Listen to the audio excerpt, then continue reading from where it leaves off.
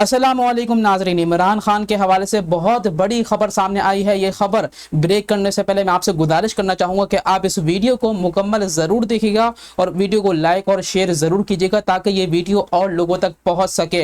बहुत बड़े सहाफ़ी, सीनियर तरीन सहाफ़ी ने एक बड़ा इंकशाफ किया है और वो ऐसे सहाफ़ी हैं जिनकी खबर 80% जो है वो दुरुस्त साबित होती है। क्या इंकशाफ किया है आपको मुकम्मल मालूमात देंगे, तो वीडियो को लाइक करते जाएँ और शेयर ज़रूर करते जाएँ। आपको बताएंगे इमरान खान के हवाले से बड़ी खबर ये सामने आ रही है कि खान साहब को अडयाला जेल से निकाला जा रहा है 5 अगस्त से पहले पहले। आपको ये बात पता होगी कि 5 अगस्त पूरे मुल्क के अंदर तहरीक इंसाफ ने एहतजाजी तहरीक शुरू करने का ऐलान किया है और इस बारे में ये बातें कही जा रही हैं, बताई जा रही हैं कि ये तहरीक बहुत ज़्यादा हंगामा खड़ा कर सकती है, बहुत ज़्यादा तबाही ला सकती है। और इस वक्त मुल्क जो है वो इस नहज पर है, इस पोजीशन पर है कि हम इस तहरीक को बर्दाश्त नहीं कर सकते।